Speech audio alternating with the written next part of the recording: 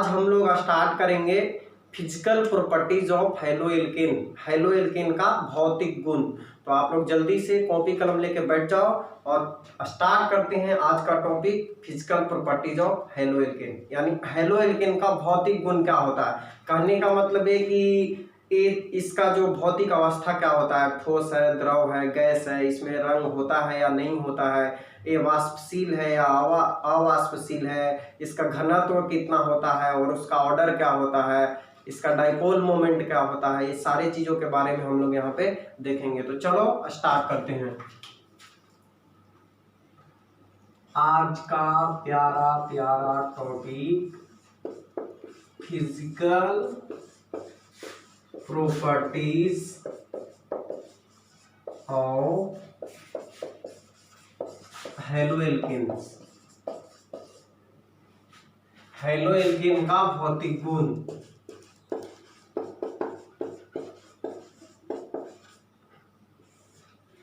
Alkene का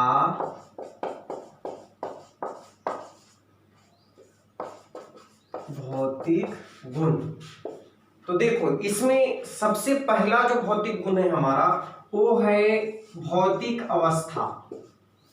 that means physical state, जिसे हम लोग बोलते हैं भौतिक अवस्था।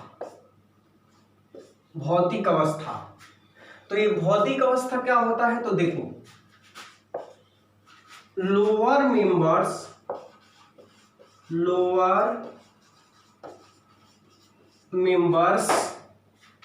Of haloalkanes are gases at room temperature. Lower member जो होते हैं, निचले सदस्य जो होते हैं हेलोएल्केन के, वो गैसीय अवस्था में होते हैं। जैसे एग्जांपल के लिए आप ले लो fluoromethane, chloromethane, bromomethane, आयोडोमीथेन,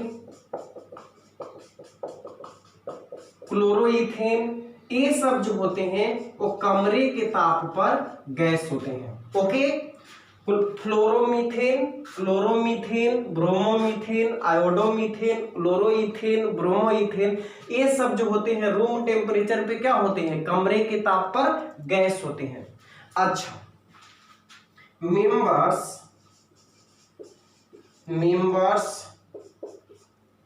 up to 18 carbons are liquid at room temperature. इससे आगे वाले 18 कार्बन तक के, मतलब कार्बन 4 कार्बन वाले, 5 कार्बन वाले, 6 कार्बन वाले, 7, 8, 9, इस तरह से जो हेलोएल्केन होते हैं वो रूम टेम्परेचर पर, कमरे के ताप पर क्या होते हैं, लिक्विड होते हैं। और मेंबर्स, यानी आप लिख दो हायर मेंबर्स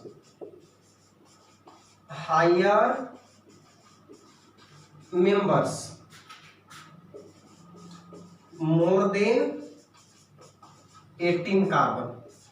कैसे सदस्य, वैसे कंपाउंड, वैसे हेलोएल्केन जिनमें कार्बन की संख्या 18 से अधिक हो, तो वे जो होते हैं वे सॉलिड होते हैं, मुलायम ठोस, waxy solid at room temperature.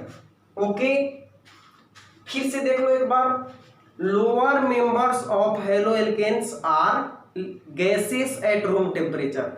Haloalkane के निम्न सदस्य जो होते हैं वो कमरे के ताप पर गैस होते हैं। जैसे में फ्लोरोमीथेन, क्लोरोमीथेन, ब्रोमोमीथेन, आयोडोमीथेन, ये सब जो क्या है, कमरे के ताप पर गैस है। ओके, 18 कार्बन तक, 4, 5 से लेके 18 कार्बन तक वाले जो सदस्य होते हैं वो लिक्विड होते हैं कमरे के ताप पर, और 18 से अधिक कार्बन वाले जो कंपाउंड होते हैं वो क्या होते हैं, सॉलिड होते हैं, ठोस होते हैं। ओके, उसके बाद देखो, उसके बाद आगे देखो, अगर हम कलर की बात करें, कलर रंग, रंग तो हैलोएल्केन्स आर कलरलेस। हैलोएल्केन जो होते हैं वो रंगहीन होते हैं, इनमें कोई रंग नहीं होता है। But when iodide and chloride shows color in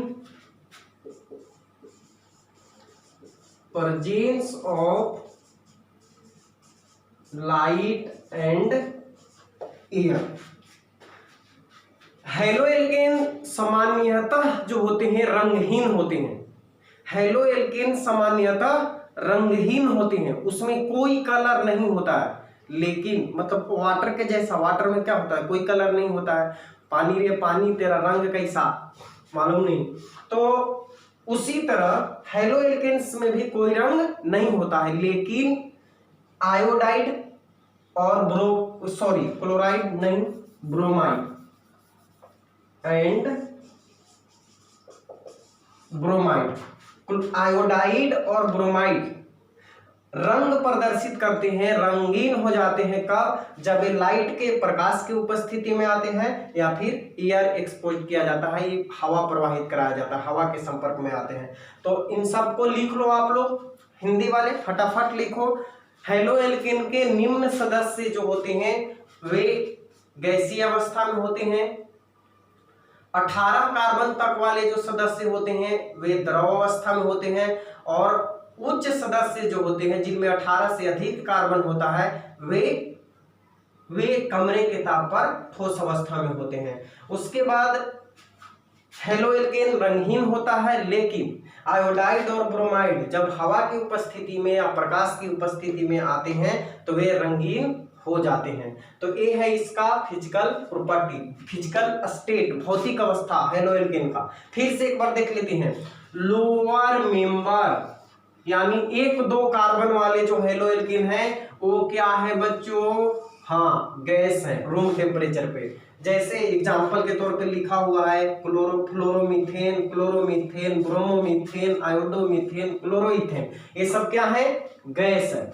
अच्छा, members up to 18 carbon are liquid at room temperature, यानी 18 कार्बन तक वाले जो सदस्य हैं वो द्रव अवस्था में रहते हैं, और 18 से अधिक कार्बन वाले इस अवस्था में रहते हैं, सॉलिड स्टेट में, ठोस अवस्था में रहते हैं। कलर रंग क्या होगा, तो हैलोएल्केन कलरलेस होते हैं, लेकिन आयोडाइड और bromide in presence of light and air show colour. Okay, तो लिख लो इतना।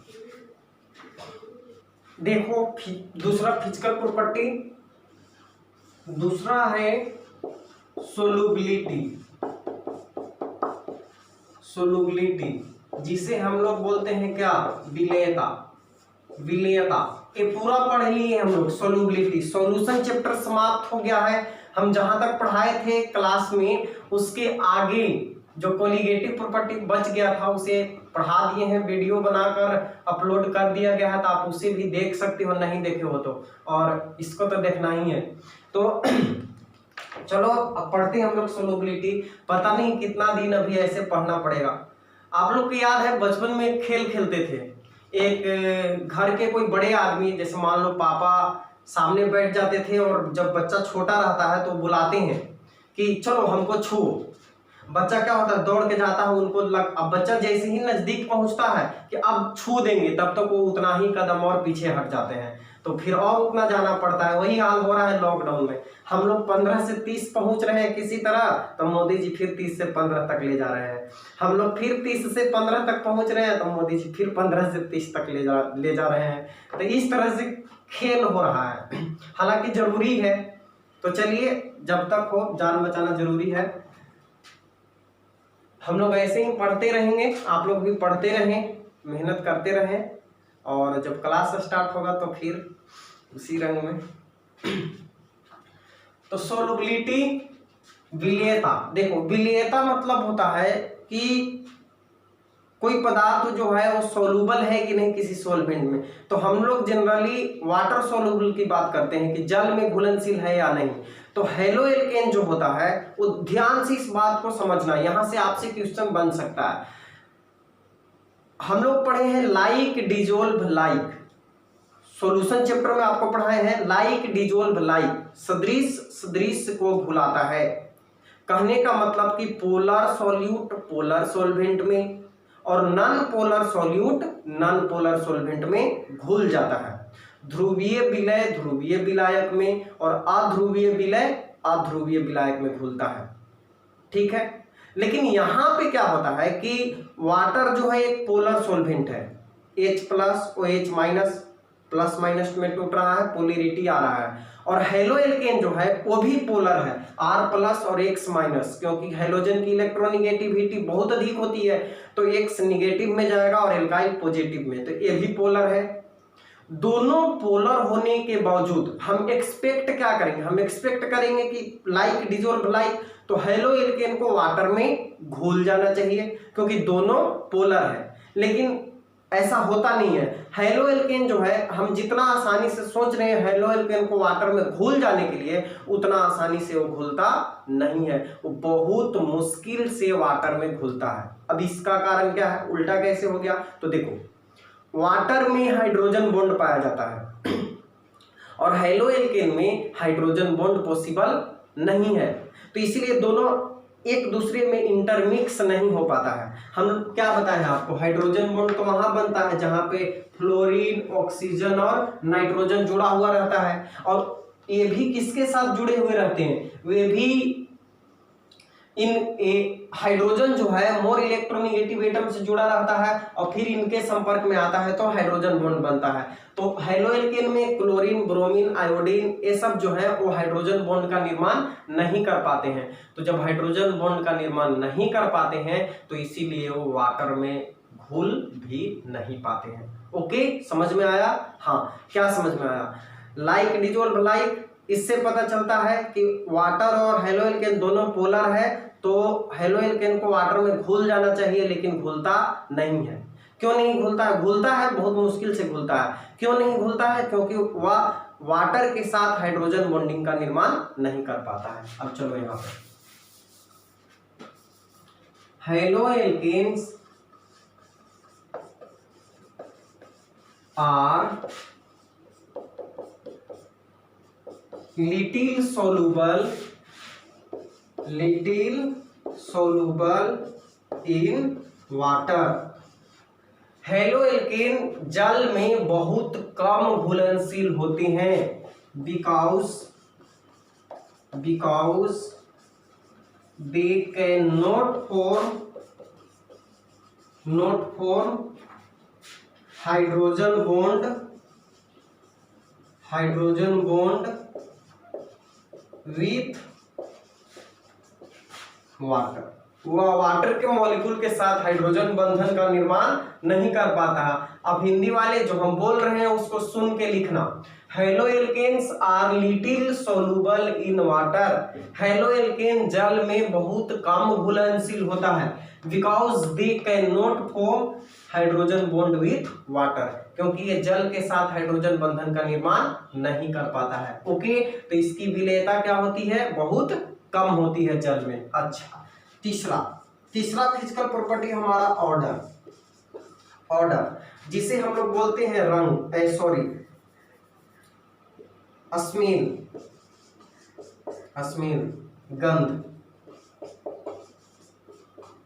स्मेल, गंध। तो volatile haloalkanes are sweet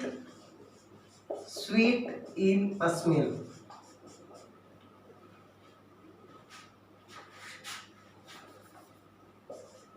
volatile haloalkanes have sweet smell, sweet smell। अब इसका मतलब क्या हुआ, तो वाष्पशील हैलोएल्केन मधुर सुगंध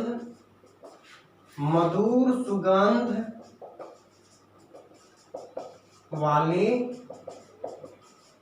होते हैं। वाष्पशील हैलोएल्केन्स जो होते हैं वो मधुर सुगंध वाले होते हैं। Volatile haloalkanes have sweet smell. Sweet smell मतलब हाँ, मतलब जो अच्छा लगे सूंघने में, जैसे अगर बत्ती जलाते हैं तो कितना मस्त मस्त लगता है, उसी तरह। तो सोलुबिलिटी के लिए क्या, haloalkanes are little soluble in water, बहुत कम घुलनशील होते हैं जल में, क्योंकि ये हाइड्रोजन बॉन्ड का निर्माण नहीं कर पाते हैं। एक्चुअली ऐसे होना क्या चाहिए था कि RX पोलर, H2O पोलर, तो लाइक डिजोल्व लाइक होना चाहिए था, लेकिन ऐसा नहीं हो पाता है। ओके, तो ए था हमारा। उसके बाद देख लो डेंसिटी, घनत्व।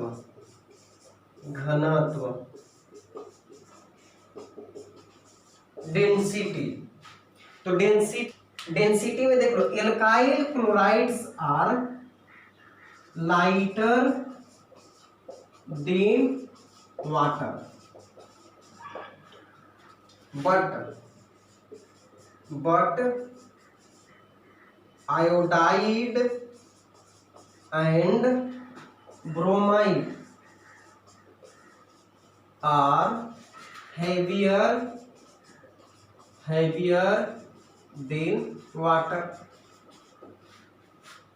एल्काइल क्लोराइड जो होते हैं यानी क्लोरोएल्केन, वह जल से हल्के होते हैं, जल में तैरने लगेंगे ऊपर। Alkyl chlorides are lighter than water, alkyl chloride जल से हल्के होते हैं, लेकिन आयोडाइड और bromide, that means alkyl iodide या आयोडोएल्केन या एल्काइल ब्रोमाइड या bromoalkane are heavier than water, ये जल से भारी होते हैं, मतलब डूब जाएंगे।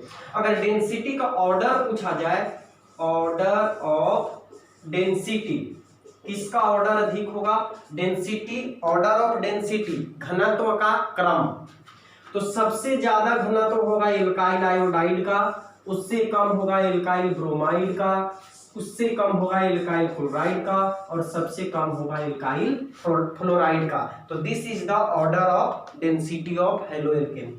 तो क्या क्या देखें इस स्लाइड में, देखो सोलुबिलिटी, विलेयता, haloalkanes are little soluble in water, जल में बहुत कम घुलनशील होते हैं। एक सुगंध कैसा होता है, तो वोलाटाइल हैलोएल्केन, वैसे हैलोएल्केन जिनका वाष्पीकरण हो सकता है। वाष्पशील हैलोएल्केन मधुर सुगंध वाले होते हैं, स्वीट स्मेल वाले। और डेंसिटी का ऑर्डर यहाँ पे याद रखना, ये वाला इंपॉर्टेंट है। चलो अब आगे बढ़ते हैं। सबसे इंपॉर्टेंट टॉपिक फिजिकल प्रॉपर्टी का, जहां से चांस रहता है क्वेश्चन आने का, वो है बॉइलिंग पॉइंट। तो लिखो इसको, देखो नेक्स्ट फिजिकल प्रॉपर्टी है हमारा, कितना होगा ये, जो भी हो आप लिख लेना। बॉइलिंग पॉइंट, जिसे हम बोलते हैं क्वथनांक, मतलब उबलेगा कब, और एक VVI भी लगा लेना, यहां से एग्जाम में क्वेश्चन बनता है। तो बॉइलिंग पॉइंट जो है बच्चों, ए ऑर्गेनिक कंपाउंड का boiling point depends on, boiling point, ये बड़का पापा मत समझ लेना इसको, बॉइलिंग पॉइंट है, boiling point of organic compounds, organic compounds depends on, boiling point of organic compounds depends on, यानी कार्बनिक, किसी भी कार्बनिक यौगिक का जो क्वथनांक होता है वो निर्भर करता है, किसी कार्बनिक यौगिक का क्वथनांक निर्भर करता है किन किन चीजों पर, तो देखना ध्यान से, जो बता रहा हूं ना वो बहुत डिटेल्स में है, बहुत डिटेल्स में, अच्छे से समझो। किसी भी ऑर्गेनिक कंपाउंड का बॉइलिंग पॉइंट डिपेंड्स करता है दो चीजों पर। सबसे पहला डाइपोल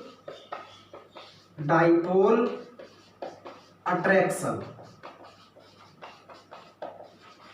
द्विध्रुव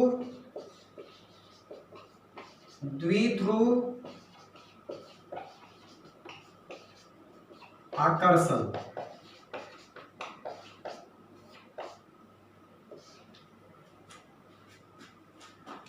डाइपोल अट्रैक्शन पे उस कंपाउंड में जो अट्रैक्शन फोर्स है वो कितना काम कर रहा है, उसके आधार पे जो होता है बॉइलिंग पॉइंट डिपेंड करता है, उस पे डिपेंड करता है। और दूसरा किस पे डिपेंड करता है, वांडरवाल फोर्स, वांडरवाल बलों पे निर्भर करता है, वांडरवाल बलों पर,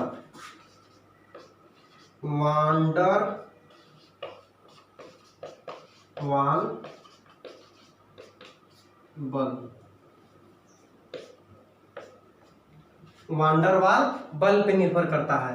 और ये जो वांडरवाल बल है ना बच्चों, ये निर्भर करता है सरफेस एरिया पर, पृष्ठ क्षेत्रफल पर। और ये पृष्ठ क्षेत्रफल है, ये डिपेंड होता है, ये निर्भर करता है nature of chain and size of molecules. Nature of chain plus size of molecule, दो चीजों पर किसी भी ऑर्गेनिक कंपाउंड का बॉइलिंग पॉइंट निर्भर करता है। एक तो डाइपोल अट्रैक्शन फोर्स, उसमें अट्रैक्शन फोर्स कितना काम कर रहा है, और उसके बाद वांडरवाल फोर्स जो है, वहां पे वांडरवाल फोर्स ही रिस्पॉन्सिबल होता है किसी पदार्थ के बॉइलिंग पॉइंट के लिए, ऑर्गेनिक कंपाउंड का। तो यहाँ पे वांडरवाल फोर्स डिपेंड करता है किस पे, सरफेस एरिया पे। वांडरवाल फोर्स आपको हम बताए हैं क्या होता है, गैस के मॉलिक्यूल के बीच लगने वाला फोर्स, जनरली उसको वांडरवाल फोर्स, और उसी को इंटरमॉलिक्यूलर फोर्स भी कह देते हैं। कई तरह का फोर्स होता है वांडरवाल फोर्स, जैसे dipole attraction, dipole induced dipole attraction,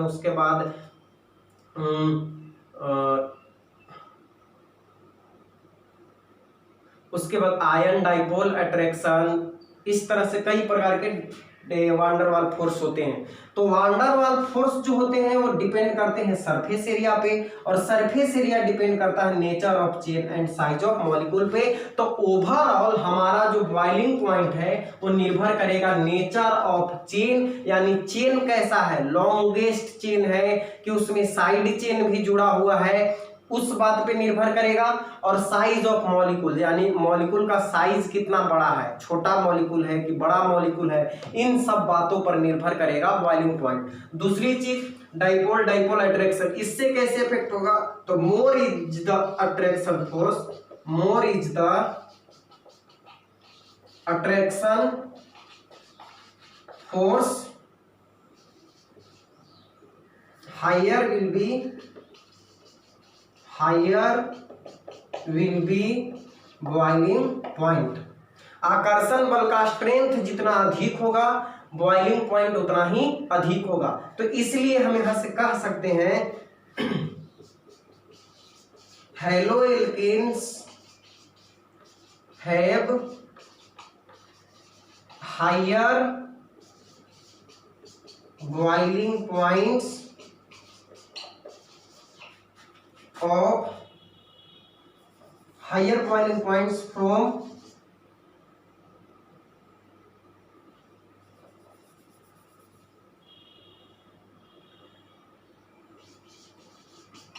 compare to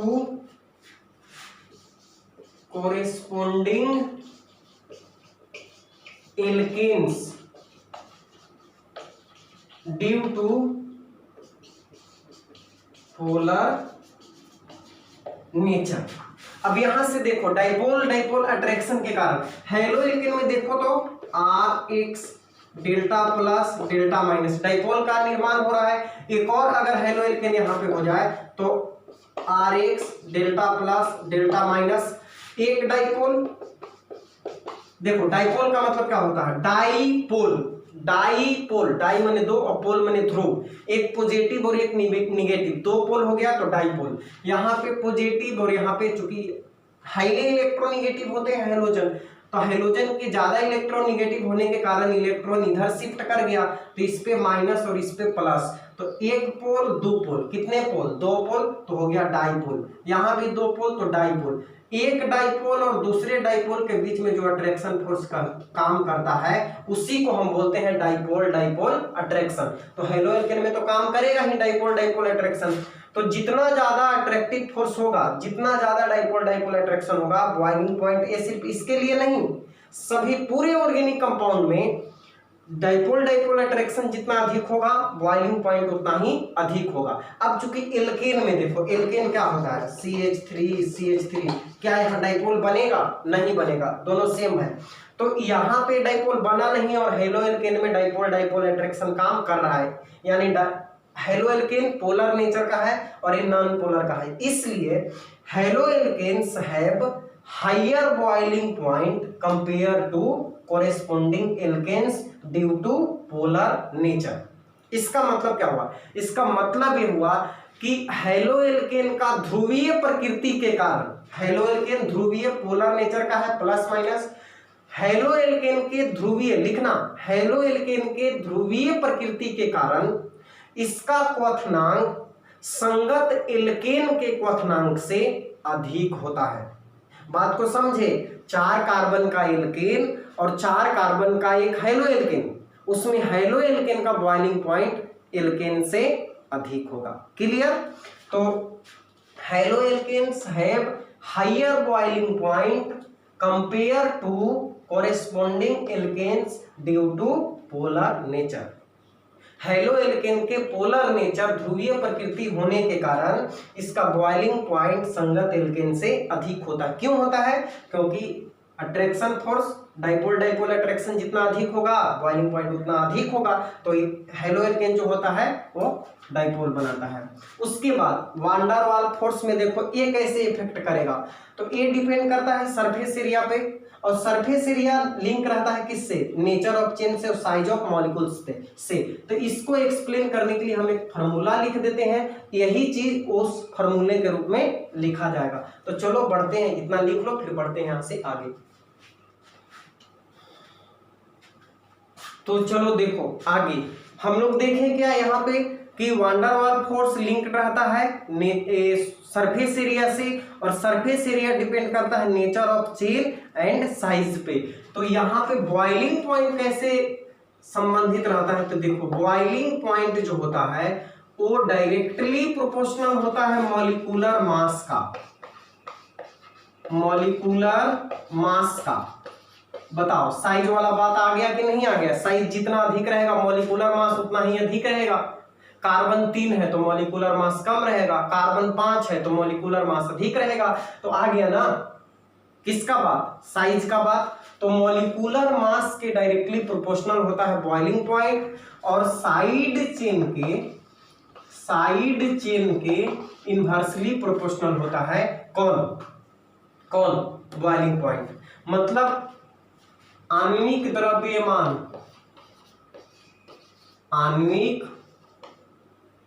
द्रव्यमान के समानुपाती, और शाखा जो होता है शाखा साइड चेन इसका व्युत्क्रमानुपाती होता है क्वथनांक। मतलब ये यहां से निष्कर्ष निकला कि मॉलिक्यूलर मास बढ़ेगा, मॉलिक्यूलर मास बढ़ेगा तो बॉइलिंग पॉइंट भी बढ़ेगा। ओके, और साइड चेन बढ़ेगा तो बॉइलिंग पॉइंट घटेगा। ये लिख लो। अब एग्जांपल के लिए आपसे कहा जाए कि देखो हमारे पास CH3I आयोडोमीथेन है, उसके बाद ब्रोमोमीथेन है और क्लोरोमीथेन है। अब इसमें आपसे बॉइलिंग पॉइंट का ऑर्डर पूछे कि किसका बॉइलिंग पॉइंट अधिक होगा, तो बताओ। देखो तो कार्बन तो सब में सेम है, तो कार्बन की वजह से मॉलिक्यूलर मास सबका सेम होगा, लेकिन आयोडीन का मॉलिक्यूलर मास ज्यादा होगा ब्रोमीन से, और ब्रोमीन का ज्यादा होगा क्लोरीन से। क्लोरीन का 35.5, ब्रोमीन का 80 और आयोडीन का लगभग 127। तो जिसका मॉलिक्यूलर मास अधिक होगा उसका बॉइलिंग पॉइंट अधिक होगा। तो बताओ किसका अधिक होगा? इसका होगा। अगर फ्लोरोमीथेन इधर रहता तो उसका सबसे कम होता। एक एग्जाम्पल 2, अगर हम ऐसा कर लें CH2Cl, उसके बाद CH3Cl, इन दोनों में किसका होगा बॉइलिंग पॉइंट अधिक? तो देखो तो यहाँ पे 2 क्लोरीन है और यहाँ पे 1 क्लोरीन है, कार्बन 1 है और कार्बन 1 है, तो इसका मॉलिक्यूलर मास अधिक होगा, तो इसका अधिक होगा। उसके बाद एग्जाम्पल 3 देख लो इधर, एग्जाम्पल 3 CH3 CH2 Cl, उसके बाद CH3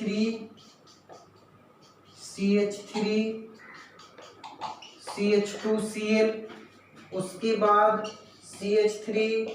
CH3Cl। अब बताओ, अब इसमें बताओ इन तीनों में क्या ऑर्डर होगा बॉइलिंग पॉइंट का? दिमाग लगाओ, ऊपर लिखा हुआ है सब कुछ। Boiling point directly proportional to molecular mass और inversely proportional to side chain. तो आप देख लो 1 2 3 4 carbon 1 chlorine, 1 2 3 4 carbon 1 chlorine, 1 2 3 4 carbon 1 chlorine. Molecular mass सबका सेम होगा क्योंकि उतना ही एटम सब में है। अब जब मॉलिक्यूलर मास से नहीं डिसाइड कर पाएंगे तो क्या देखना पड़ेगा? Side chain. तो देखो नो साइड चेन,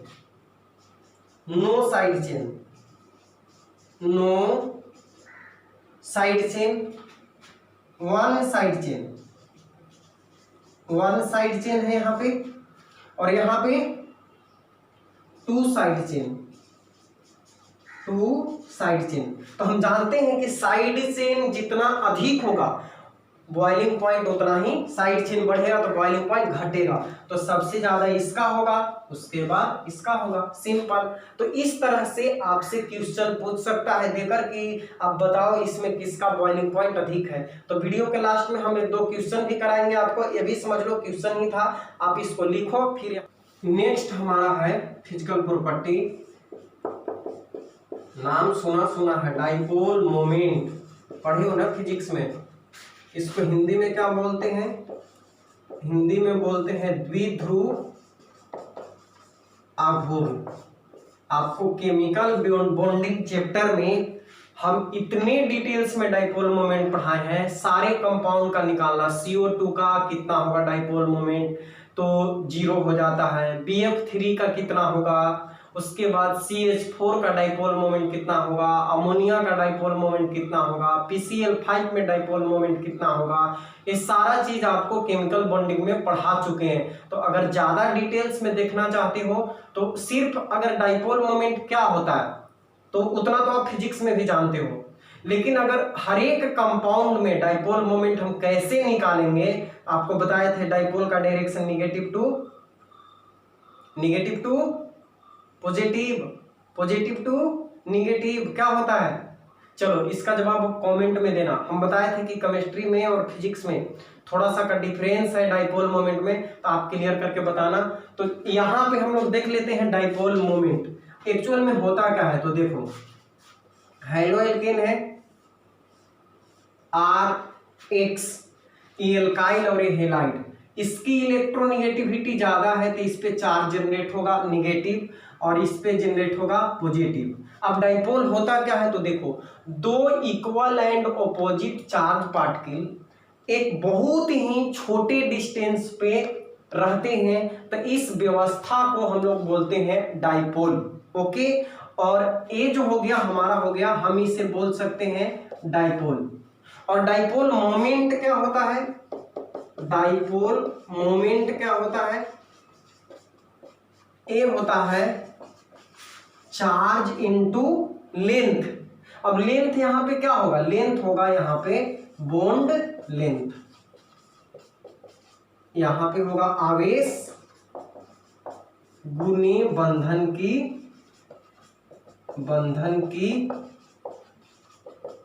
लंबाई, चार्ज इनटू बॉन्ड लेंथ।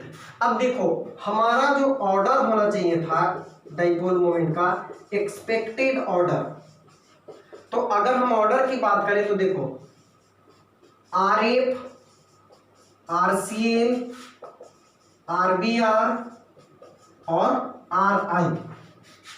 तो फ्लोरीन का इलेक्ट्रोनिगेटिविटी जो होता है वो क्लोरीन से बहुत अधिक होता है। फ्लोरीन का पूरे पीरियोडिक टेबल में सबसे ज्यादा इलेक्ट्रोनिगेटिविटी होता है। इसका 4 होता है, इसका 3.1 होता है, इसका 2.5 और इसका और घट जाता है। तो इस तरह से इसकी इलेक्ट्रोनिगेटिविटी बहुत अधिक है। तो चार्ज इलेक्ट्रोनिगेटिविटी जितना अधिक होगा उतना ही अधिक चार्ज जनरेट होगा। तो चार्ज के आधार पर अगर देखें तो हमारा एक्सपेक्टेड ऑर्डर क्या होना चाहिए था?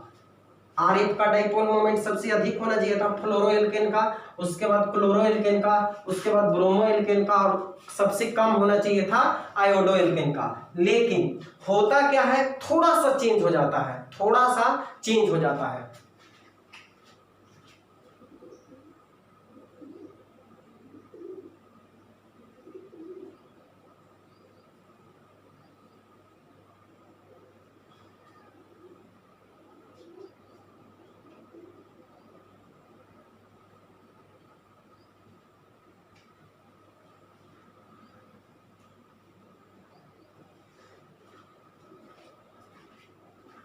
तो क्या होता है, तो देखो हमारा जो करेक्ट ऑर्डर है, करेक्ट ऑर्डर सही क्रम,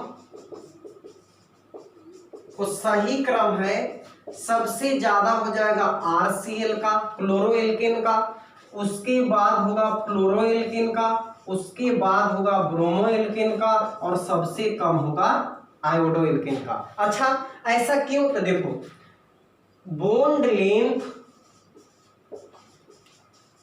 बॉन्ड लेंथ ऑफ क्लोरोएल्केन यानी कि जो RX है, RCl, एंड बॉन्ड लेंथ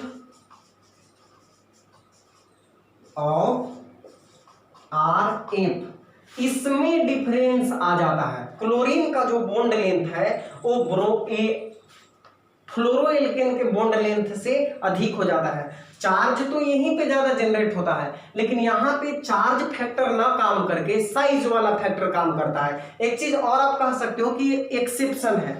अब देखो केमिस्ट्री में जितना कॉन्सेप्ट नहीं है उससे ज्यादा एक्सेप्शन घुसेड़ के रखा है। अब पता नहीं कि रियल में एक्सेप्शन है या रियल में गलत है, नहीं बुझाया तो इस तरह से कर दिया, लेकिन कुछ ऑर्डर आया नहीं सही तो जो जहां बुझाया वहां पे घुसेड़ दिया। जिस तरह से पीरियोडिक टेबल में हाइड्रोजन को यहाँ भी वहां भी, हर चीज में हर जगह देखो कुछ ना कुछ आपको एक्सेप्शन जरूर मिलेगा। एटॉमिक मॉडल में देख लो, ये पढ़ो पूरा खत्म हुआ तो बोलेगा गलत है, ये पढ़ो फिर वो भी खत्म हुआ, Rutherford model, Thomson pudding model तो वो भी गलत है, रदरफोर्ड मॉडल वो भी गलत है, नील्स बोर का आया तो वो भी गलत है। कोई कहता है कि इलेक्ट्रॉन पार्टिकल है, कोई कह रहा है इलेक्ट्रॉन वेव है, कोई फैक्चुअल नहीं है। तो उसी तरह यहाँ पे अगर चार्ज फैक्टर को मान के चलें तो फ्लोरोएल्केन का डाइपोल मोमेंट सबसे अधिक होगा और आयोडोएल्केन का सबसे कम होगा। लेकिन ये ऑर्डर सही नहीं है, आपको ये वाला ऑर्डर याद नहीं रखना है। हम इसीलिए दोनों लिख दिए कि बाद में फिर कंफ्यूज ना करो। और ऑर्डर सही कौन है? क्लोरोएल्केन का डाइपोल मोमेंट सबसे अधिक होगा, उसके बाद फ्लोरोएल्केन का, उसके बाद ब्रोमोएल्केन का, उसके बाद आयोडोएल्केन का। तो कोई मुद्दा यहाँ पे कोई सही फैक्टर पता नहीं चल पाता है तो हम मान के चलते हैं कि यहाँ पे साइज फैक्टर काम कर गया। बॉन्ड लेंथ जो RCl का है, क्लोरोएल्केन का वो 178 पिकोमीटर है और जो फ्लोरोएल्केन का है वो 139 पिकोमीटर है। तो बॉन्ड लेंथ अधिक होने के कारण इसका डाइपोल मोमेंट क्या होता है, अधिक आ जाता है। ठीक है, तो हमारा ऑर्डर सही कौन हुआ, क्लोरोएल्केन, फ्लोरोएल्केन, ब्रोमोएल्केन और आयोडोएल्केन। तो ये था हमारा आज का topic, physical property of haloalkane. ठीक है, तो आप अब मेरी बारी। देखो तो ये बोर्ड पे क्वेश्चन लिखा हुआ है, अब आप इसका जवाब दो, बनाओ, सोल्व करो। देखो तो, arrange each set of compounds in order of increasing boiling point. निम्नलिखित यौगिक को इनके क्वथनांक के बढ़ते क्रम में सजाएं। फिर से लिख लो, निम्नलिखित यौगिकों को उनके क्वथनांक के बढ़ते क्रम में सजाएं। किनका क्वथनांक अधिक है और किनका कम है, बढ़ते क्रम में सजा दो। तो चलो देखो, हम पहला देखते हैं क्या लिखा हुआ है, ब्रोमोमीथेन मतलब CH3Br। उसके बाद ब्रोमोफॉर्म, देखो ब्रोमोफॉर्म किसको कहते हैं, जैसे CHCl3 इसको बोलेंगे क्लोरोफॉर्म। क्या बोलेंगे, CHCl3 को क्या बोलते हैं, क्लोरोफॉर्म, और CHBr3 को बोलेंगे ब्रोमोफॉर्म। उसके बाद क्लोरोमीथेन, तो ये तो आप समझ रहे हो क्लोरोमीथेन, और उसके बाद है डाइब्रोमोमीथेन, यानी दो ब्रोमीन होगा CH2Br2। अब इसे ऑर्डर में, इंक्रीजिंग ऑर्डर में सजाना है, इंक्रीजिंग ऑर्डर, बढ़ते क्रम में। आप देखो, ये सिर्फ हम नाम अभी उतार दिए हैं, आप समझना, ब्रोमोमीथेन है, ब्रोमोफॉर्म है, क्लोरोमीथेन है और डाइब्रोमोमीथेन है। अब नाम नीचे लिख लेना सबका। कैसे लिखोगे, तो इसका ये वाला है, इसका ये वाला है, इसका ये वाला है और इसका ये वाला है।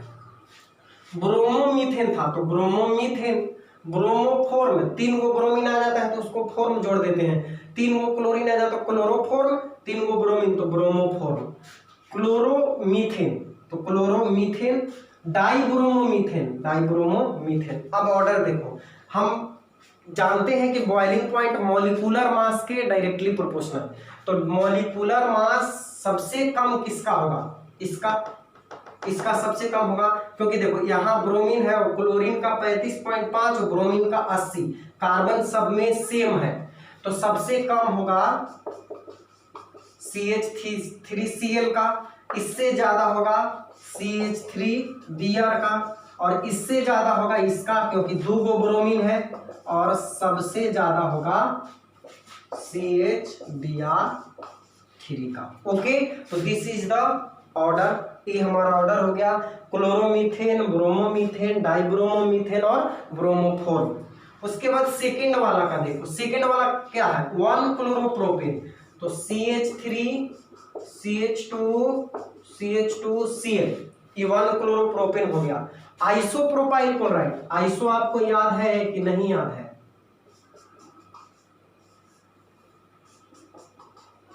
आइसोप्रोपाइल, इसी को बोलते हैं आइसोप्रोपाइल, और ये हो गया क्लोराइड। उसके बाद 1 क्लोरोब्यूटेन, CH3 CH2Cl, 1 क्लोरोब्यूटेन, सबका नाम देखो सामने है। ठीक है, अब इंक्रीजिंग ऑर्डर में इसको सजाते हैं, इंक्रीजिंग ऑर्डर। तो बच्चों मॉलिक्यूलर मास की बात करो तो यहाँ पे 4 कार्बन है, अभी दोनों में 3-3 कार्बन है, तो इसका सबसे अधिक होगा, तो सबसे ज्यादा बॉइलिंग पॉइंट तो इसी का होगा, CH3 CH2Cl, क्योंकि 4 कार्बन है। ओके, अब इन दोनों में देख लो, तो दोनों में 3-3 कार्बन है, लेकिन यहाँ पे एक साइड चेन है, और साइड चेन आता है तो बॉइलिंग पॉइंट कम हो जाता है, तो CH3 यानी आइसोप्रोपाइल क्लोराइड का सबसे कम होगा, और इससे अधिक होगा 1 क्लोरोप्रोपेन का। तो this is the order, second का आंसर ए हुआ, फर्स्ट का आंसर ए हुआ। तो इस तरीका से आप बनाओगे, इस तरह का जो क्वेश्चन आएगा, क्वेश्चन भी NCERT का ही था। ठीक है, मिलते हैं नेक्स्ट वीडियो में। ओके।